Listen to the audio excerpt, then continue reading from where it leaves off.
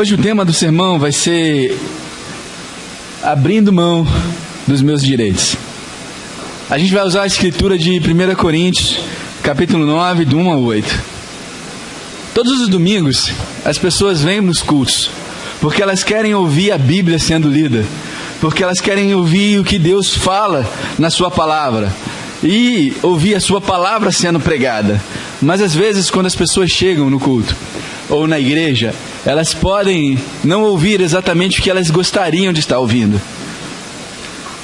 Mas uma das coisas mais espetaculares da Bíblia, que eu acho, é como ela mostra as coisas desagradáveis, como elas são de verdade. Ela mostra como os cristãos são corrompidos pelo mundo. Ela mostra as falhas, ela mostra as quedas, ela mostra a vida como ela é. E existem passagens misteriosas, passagens sobre o mundo celestial. Sim, existem passagens sobre isso, porque a Bíblia lida com Deus. Mas ela, como um todo, ela acontece no nível da nossa vida, da minha vida, da sua vida, da vida comum dos seres humanos. E ela é escrita de uma linguagem clara, dá para você ler sua Bíblia e entender. Sobre pessoas comuns, vivendo vidas comuns. E de um Deus que entra na história comum das pessoas, na vida do dia a dia das pessoas. Nós lemos sobre pessoas que estão lidando com dúvida, com dor, com raiva, com perda, turbulências emocionais, turbulência nos relacionamentos. A gente vê amantes que são traídos, a gente vê amizades à beira de um colapso, a gente vê igrejas a ponto de se dividirem. A Bíblia não apresenta um Deus que simplesmente ajuda e que passa através das dificuldades do dia a dia.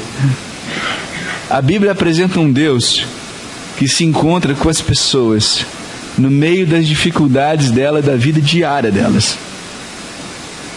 Então, quer você seja um cristão que está aqui hoje, quer você seja uma pessoa que não acredita na Bíblia, quer você seja uma pessoa que não sabe se acredita ou não acredita, independente, a Bíblia fala para você e fala do seu dia a dia. E hoje a gente vai falar sobre a igreja de Corinto, uma igreja que está no meio de uma grande bagunça. Estava acontecendo coisas muito difíceis na igreja, e coisas muito reais. Mas uma das grandes questões que a igreja em Corinto tinha, que a gente vai falar essa manhã, é que ela tinha bem pouco respeito pelo líder que fundou, entre aspas, a igreja. Jesus é o cabeça da igreja, como a Bíblia fala, o fundador, ele é o autor da nossa fé. Mas aqui eu estou falando daquele que apresentou o evangelho para a igreja de Corinto. Estou falando sobre aquele que falou da boa notícia sobre Jesus para ele. Foi aquele que iniciou esse trabalho. Estou falando do apóstolo Paulo. E a igreja em Corinto não gostava muito, não tinha muito respeito por Paulo. E resumindo, o que esses irmãos em Coríntios acreditavam? Eles acreditavam que eles mereciam algo melhor. Eles mereciam um tipo de líder que Paulo não era bom bastante, que não estava dentro da faixa aceitável. Sabe, às vezes a gente tem réguas para medir as pessoas, né? Então eles achavam que Paulo não estava dentro. Os coríntios achavam que o mundo devia girar em torno das vontades deles, dos desejos e das preferências deles. E eles mereciam um cenário diferente daqueles que eles estavam vivendo. Eles sentiam como se Paulo devesse isso a eles, e eles tinham que se adaptar ao estilo deles. O método de servir de Paulo tinha que se adaptar aos coríntios. Estou aprendendo aqui a usar isso aqui. Opa! Então, vamos ler as passagens. 1 Coríntios 9, do 1 ao 18.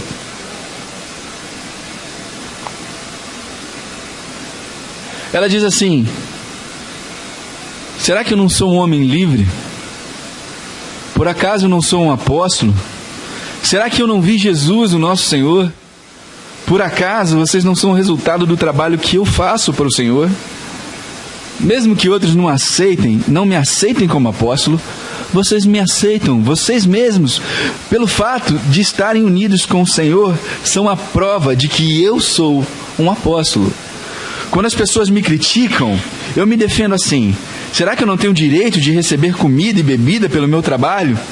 Será que nas minhas viagens eu não tenho direito de levar comigo uma esposa cristã, como fazem os outros apóstolos e os irmãos do Senhor Jesus e também Pedro? Ou será que Barnabé e eu somos os únicos que temos de trabalhar para nos sustentar? Quem já ouviu falar de um soldado que pagou suas próprias despesas no exército?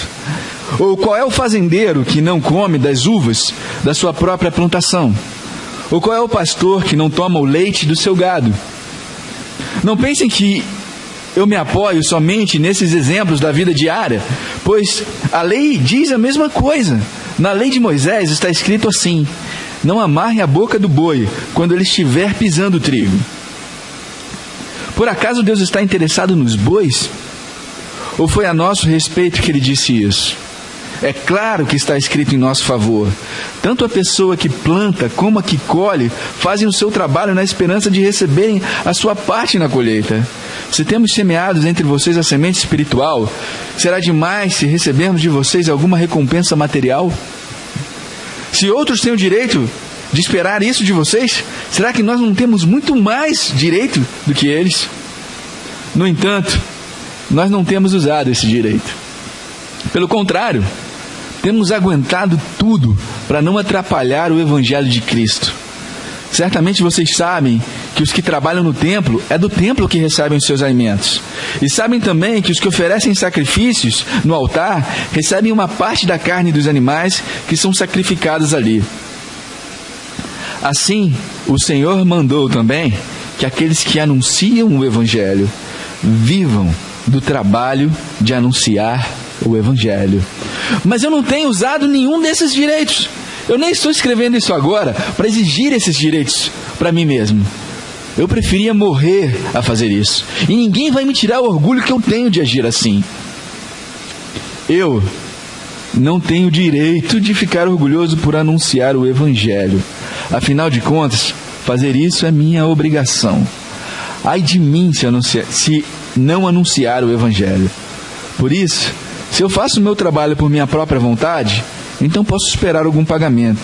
Porém, se faço como um dever, porque é um trabalho que Deus me deu para fazer, nesse caso, qual o pagamento que recebo? É a satisfação de anunciar o Evangelho, sem cobrar nada e sem exigir os direitos que tenho como pregador do Evangelho. Amém. Essa passagem, ela é muito interessante, ela é muito marcante, mas ela foca a atenção nela num tipo de sentimento que as pessoas têm, num tipo de comportamento que eu acredito que todas as pessoas têm, na crença das pessoas de que elas merecem algo, de que elas têm o direito.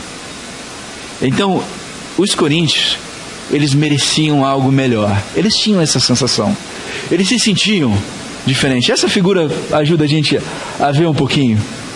Talvez os coríntios fossem aquele homem grande que você só vê os pés deles e as outras pessoas, mas todos nós temos dentro de nós um pouco desse sentimento, o sentimento de que nós merecemos algo melhor, um sentimento de que nós temos o direito de ter aquilo que a gente quer. Então essa passagem foca a atenção na sensação de merecer, de ter um privilégio, de ter um tratamento especial. E hoje eu queria falar com vocês sobre os perigos desse tipo de sentimento, as realidades por trás desse tipo de sentimento e onde isso nos leva. Então, eu não sei como é que você se sente no dia a dia, mas algumas pessoas chamam a nossa era da era do merecimento, ou das pessoas autoabsorvidas. E talvez você já viu um filho, que ganha, às vezes o filho ganha um carro do pai, e depois dele ganhar o carro ele fala: eu não gostei, porque não era a cor que eu tinha pedido. Ou então ele ganha um iPhone, só que o iPhone não é aquele do modelo que ele queria. Ele fala, não acredito que você comprou esse aqui, não era aquele que eu queria. Mas a gente vive numa era que a gente vê muito essas coisas. Você às vezes passa pela rua e você vê crianças que nunca disseram não para elas.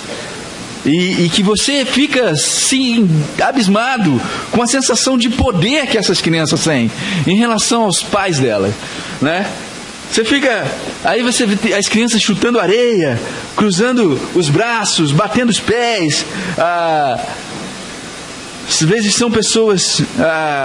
um autor falou, déspotas zangados, cujos pais merecem a companhia dos monstros que, afinal de contas, eles mesmos criaram. Mas essa é a realidade que a gente vê na rua, no dia a dia, em muitos lugares.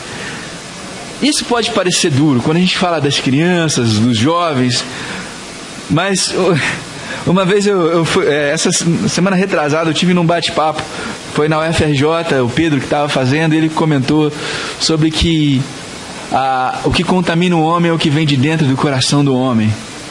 E ele mostrou pelo bate-papo que todos nós, em essência, temos aquela mesma natureza do homem que adultera, do homem que tem raiva e assassina alguém, porque isso está dentro de nós. E, em essência, nós também temos esse mesmo coração de que nós merecemos, que nós somos bons e que os outros nos devem, né?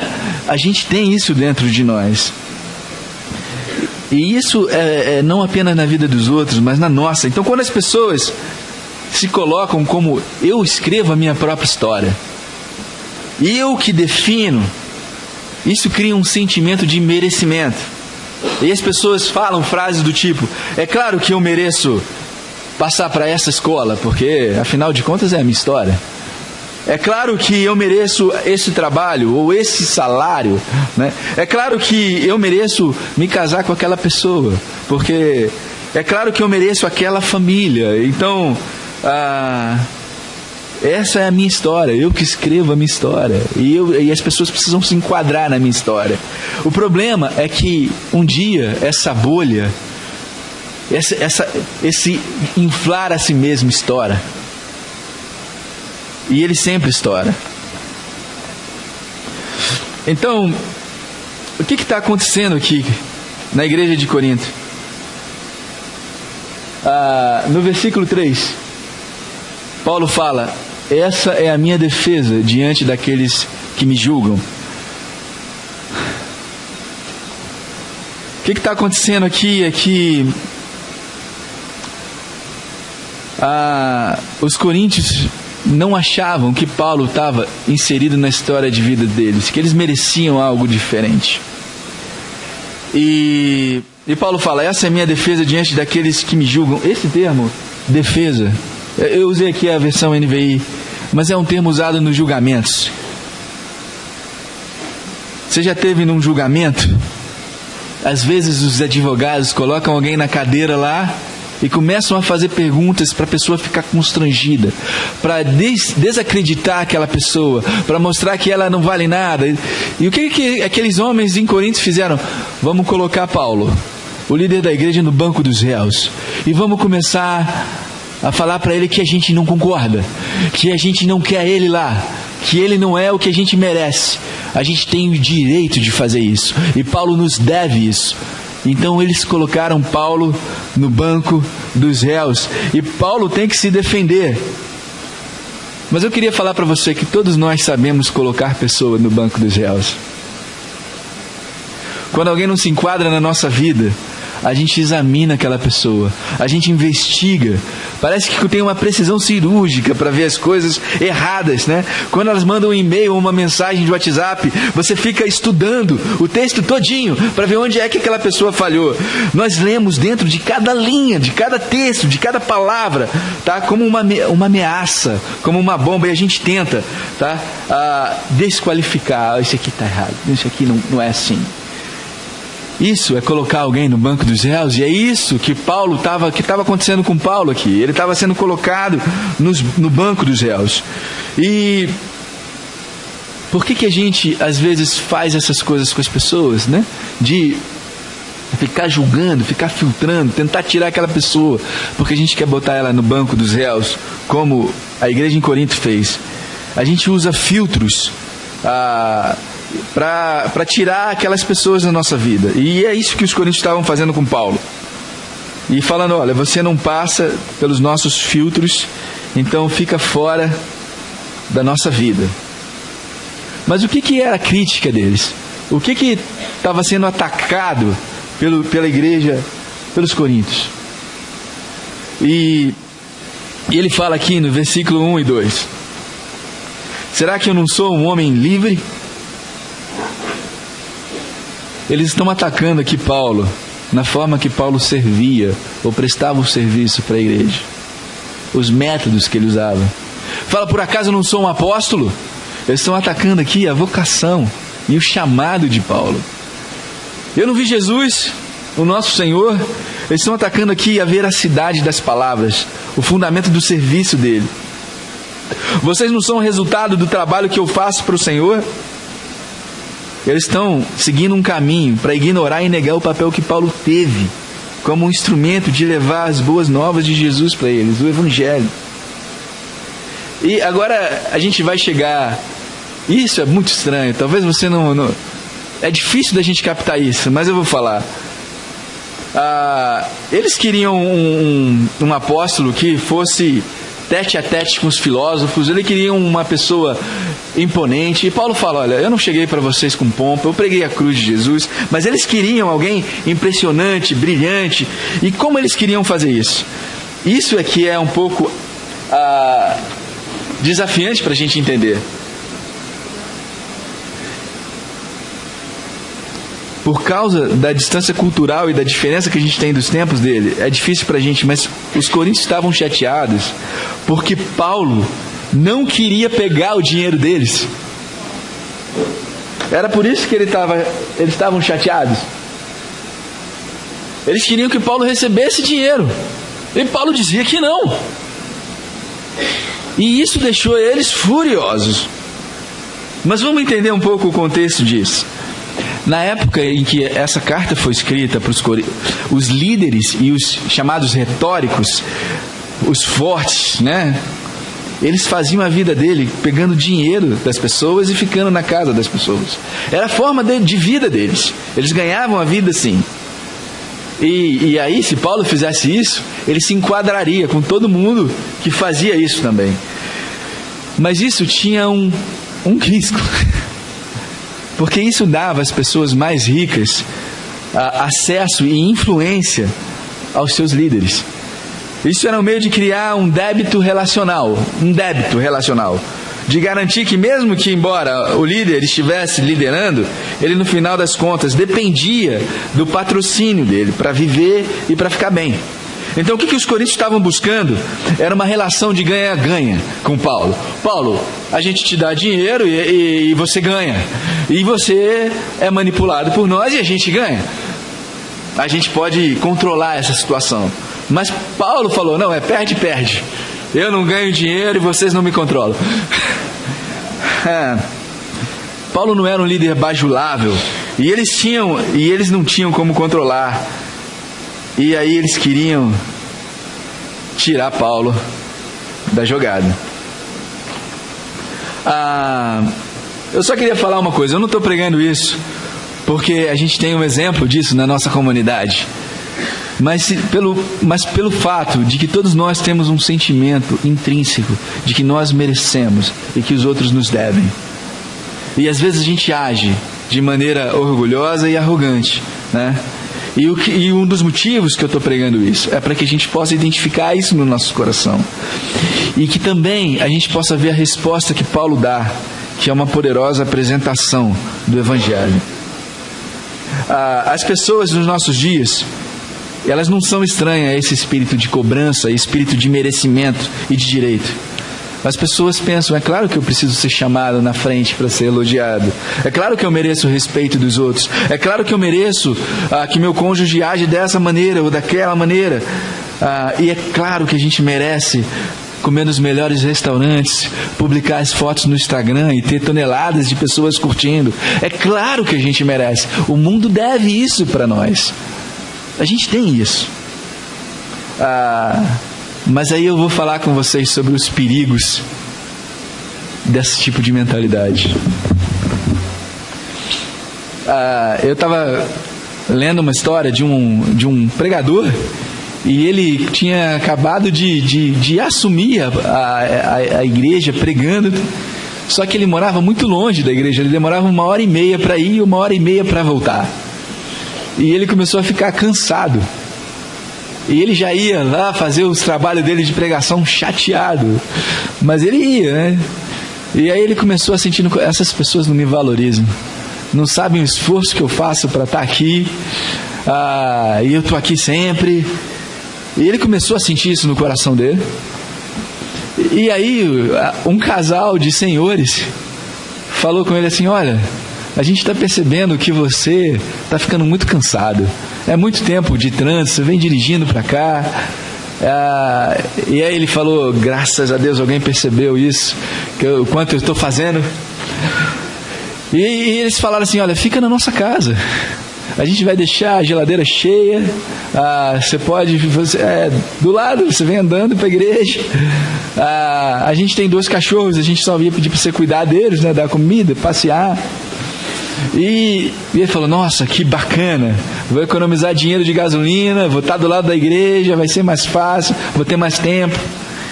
Beleza. E aí ele descobriu que os cachorros davam muito trabalho. Eram 2 cachorros enormes. E não conseguiam ficar sozinhos, sempre queriam ficar do lado dele. Quando ele trancava a porta, ficava batendo assim na porta para entrar, para ficar do lado dele. Ele teve um dia que um deles fugiu. E ele saiu de madrugada para procurar o cachorro que tinha fugido. E aí ele, no final da semana, já estava pensando assim: que inferno ficar aqui. E aí chegaram os donos da casa e falaram com ele: olha, a gente está muito feliz assim que você tenha ficado. Ele pensou no coração: eles vão me pagar, porque afinal de contas eu cuidei dos cachorros deles, E eles não falaram nada, falaram: que bom que você pôde ficar na nossa casa. E eles estavam esperando, ele vai falar um obrigado. Ele educadamente falou um obrigado, e aí voltou para casa. Quando ele voltou para casa, aqueles casal de velhinhos miseráveis me colocaram para cuidar dos cachorros deles, abusaram de mim, eu não merecia isso. E os caras queriam ajudar ele, mas ele não conseguia enxergar isso. Quais são os perigos da gente ter uma mentalidade de merecimento?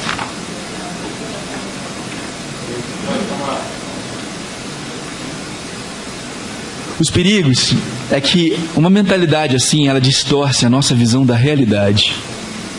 A gente não enxerga o que está acontecendo. A gente tem uma visão tão inflada sobre nós mesmos que a gente se coloca numa posição de que a gente merece e que outras pessoas devem para a gente. Então, isso era exatamente o que estava acontecendo na igreja em Corinto. Eles não conseguiam enxergar nada na frente deles. E eles tinham um líder, talvez o líder mais maravilhoso da história da igreja. Você imagina se a gente tivesse Paulo pregando aqui? A gente virava para ele: olha, você não se encaixa na nossa igreja. Você não tem o perfil que a gente gosta. Você tinha que ser mais pomposo, mais eloquente, falar de igual para igual com as pessoas mais poderosas. Você não serve. Você imagina a gente falar isso para Paulo? Mas a mentalidade de merecimento distorce a nossa visão da realidade.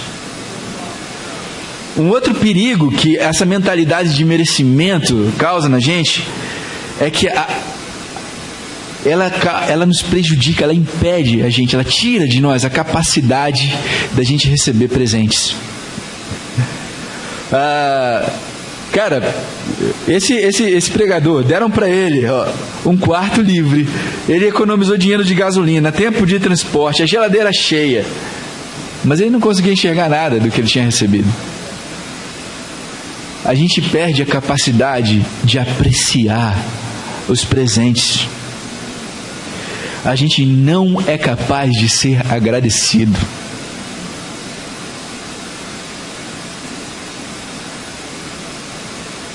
Às vezes a gente recebe muitos presentes na vida de pessoas que a gente ama, mas a gente não valoriza.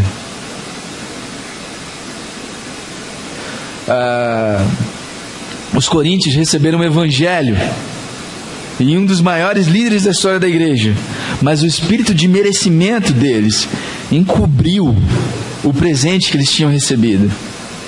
Eles eram incapazes de experimentar e de expressar gratidão. Um outro perigo que essa mentalidade de merecimento nos causa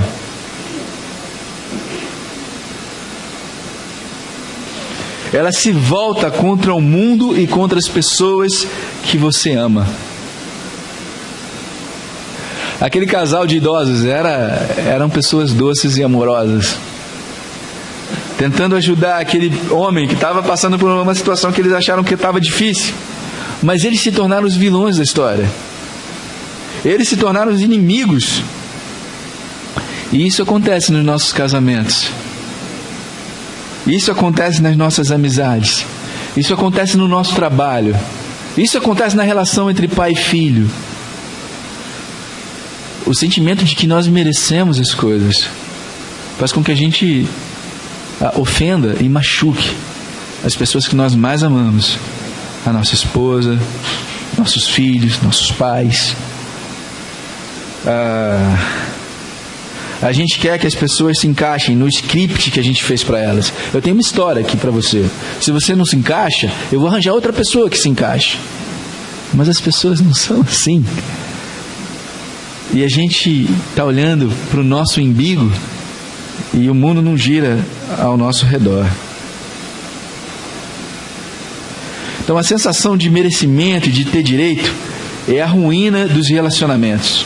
E certamente ela foi a ruína dos relacionamentos dos coríntios com Paulo. Paulo não está seguindo o script que os coríntios escreveram para eles. E eles colocaram Paulo em julgamento. Agora chegou a hora de Paulo fazer a sua defesa. E Paulo faz a defesa dele de maneira maravilhosa. Paulo fala para eles: vocês acham que eu mereço receber dinheiro de vocês? E aí a gente vê uma forma maravilhosa de Paulo responder para eles: vocês acham que eu mereço? E aí a gente vê a realidade do merecimento. Ele falou: vocês têm toda a razão. Vamos parar aqui. Vocês têm toda a razão. Eu mereço receber de vocês. E vamos fazer o seguinte: vocês não precisam nem me explicar. Eu vou explicar para vocês. Eu vou dar para vocês os argumentos que vocês precisam. Tá? Vocês estão certos. Deixa eu desenvolver esses argumentos para vocês. E Paulo dá 5 argumentos para eles. E, enfim, eu não vou falar de todos esses argumentos com vocês, porque não dá tempo. Mas é muito legal. Paulo fala: olha, aquele que planta uma vinha não tem direito de comer dessa vinha, de pegar. O pastor lá da ovelha não pode pegar o leite lá. Então, a gente não tem o direito, já que a gente está trabalhando aqui. Eu cuidei de vocês, eu falei do evangelho para vocês, eu tive do lado de vocês. Tem todo o direito. Aí você acha que é só o exemplo da vida diária que eu tenho para falar para vocês? Vamos falar então das Escrituras. O que a Bíblia diz? Em Deuteronômio 25, verso 4, fala: não amordace o boi enquanto ele está debulhando o cereal. Estou citando aqui a NVI. Ele fala assim: ele está preocupado, não coloca nada na boca do boi enquanto ele estiver trabalhando. Por quê? Porque ele comer. Vai deixar o bichinho sem comer trabalhando? E ele fala: ele está preocupado com os animais ou com a gente? É claro que ele está preocupado com a gente. Quem trabalha é digno de receber o seu sustento. E quem trabalhou mais que Paulo ali naquela igreja? Então ele merece? Com toda certeza. Inclusive Paulo fala para ele, Paulo fala em outra escritura, em 1 Timóteo capítulo 5, versículo 18, ele fala: olha, aqueles que são presbíteros ou que são anciões na igreja, eles são dignos de receber um salário duplo. E aí ele menciona, não amordace o boi enquanto ele debulha o cereal. E ele fala, vocês têm que pagar, aqueles que se debruçam na escritura para ensinar, vocês devem pagar ele um salário duplo. E aí ele usa o senso comum para falar a respeito bom, é claro que ele deveria receber o salário. Ele usa o costume religioso. O costume religioso, ele falava assim que os levitas, que eram as pessoas que trabalhavam, quando você ofertava alguma coisa, eles comiam parte daquilo. E parte do que era ofertado ia para eles. Então quem trabalhava, recebia do seu trabalho. E ele falou, ele não falou isso, mas vocês devem estar cientes. Aí vocês têm o templo de Apolo, de Otávia. Quem trabalha lá como sacerdote, tem outro emprego? Não tinha. Eles viviam daquilo. E aí ele termina de forma, já que nem todos esses 4 argumentos ganham vocês, então que tal Jesus? Porque Jesus falou, o trabalhador é digno do seu salário. Então quem pregue o Evangelho, que viva do Evangelho. Então, pagar alguém por pregar o Evangelho é errado? De maneira nenhuma. Paulo merece receber? Com toda certeza. E ele prova isso categoricamente. Algumas pessoas acham, poxa, não, Paulo nunca recebeu coisas da igreja. Eu achei legal hoje o Pedro falando aqui sobre a igreja da Macedônia, que foi reunido dinheiro para ajudar a igreja na Macedônia. A igreja na Macedônia talvez fosse uma das mais pobres. E Paulo escreve na carta de Filipenses, ele agradece Epafrodito, que veio da cidade de Filipos, trazer uma contribuição para ele que estava na prisão. Ele ficou doente e tal, ele elogia a vida de Epafrodito. E no final, no capítulo 4 de Filipenses, ele continua falando, olha, eu aprendi a viver tendo muito ou tendo pouco. Eu sei o que é passar necessidade e ter fartura, mas eu posso todas as coisas naquele que me fortalece. Ele fala, eu não estou falando essas coisas para dar um crédito. Vocês já têm esse crédito, né? Vocês têm esse crédito de ajudarem, né? E ele fala, nenhuma igreja, ele fala assim para os macedônios, né? Nenhuma igreja participou de dar e receber como vocês macedônios. Paulo recebia ajuda deles. Mas para os coríntios ele falou, ninguém me tira esse orgulho. Então a questão aqui não é se a pessoa é paga ou não. Paulo está querendo ensinar para esses irmãos de Coríntios a essência do Evangelho. O que ele está querendo dizer é que se você se apoia na teoria do merecimento, ela é justa, ela tem conteúdo. E Paulo estava sendo justo aqui. Todos nós temos direitos inalienáveis. Todos nós temos direito à vida. Todos nós temos direito a morar no país. A lei nos garante direitos.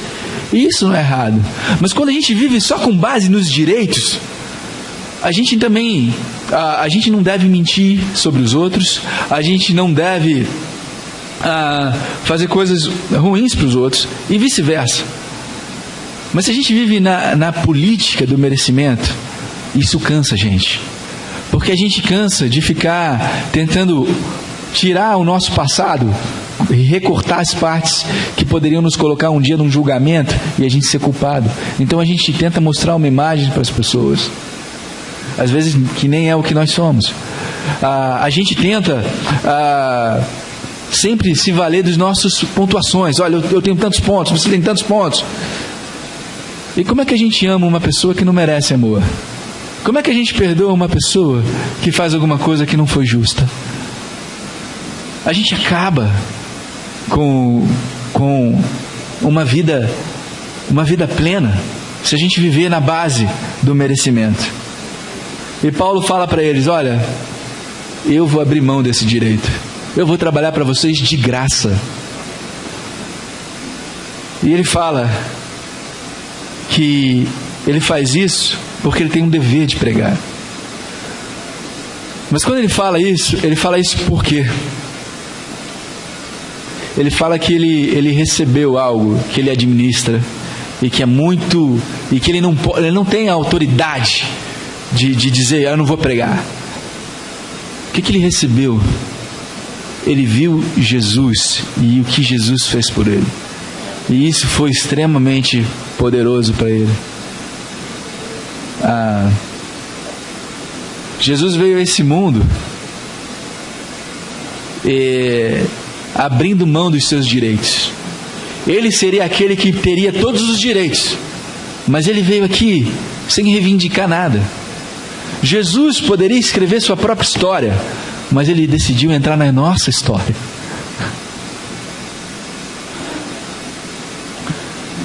Jesus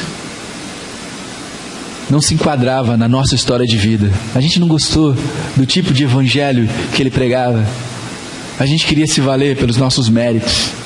E sabe o que a gente fez?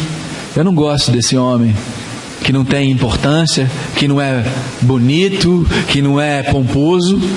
Eu quero cortar ele da minha história. E todos nós fomos responsáveis de colocar Jesus sob julgamento. E nós colocamos ele sob julgamento numa cruz.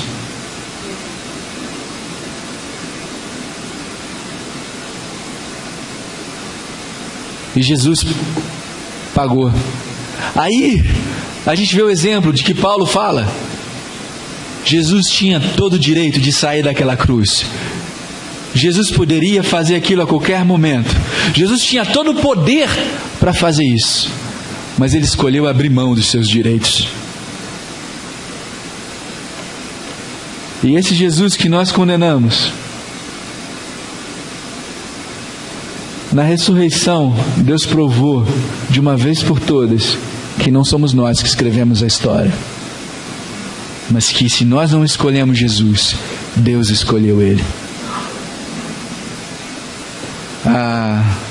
E Paulo, imitando a vida de Cristo, falou: se Jesus abrir mão dos seus direitos por algo muito maior, pelo amor que ele tinha pelo Pai por nós, eu também estou disposto a abrir mão dos meus direitos, para ajudar vocês, Coríntios, a enxergarem que a vida não é só sobre merecer e não merecer, mas é sobre ter a graça de Deus, que nos apresenta algo que nós não merecemos, e que nos dá algo que nós não somos dignos de receber.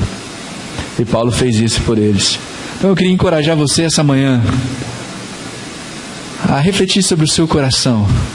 Se você tem colocado pessoas sob julgamento no seu coração, se você tem tido essa atitude de merecimento, se você tem sido orgulhoso, e como você pode transmitir o que você recebeu, assim como Jesus deu de graça para você, que você possa pregar o Evangelho gratuitamente. Isso que eu queria compartilhar com vocês, irmãos. A gente vai ter um anúncio de um batismo, e logo depois de 5 minutos a gente vai retornar para a Assembleia. Bom dia, irmãos.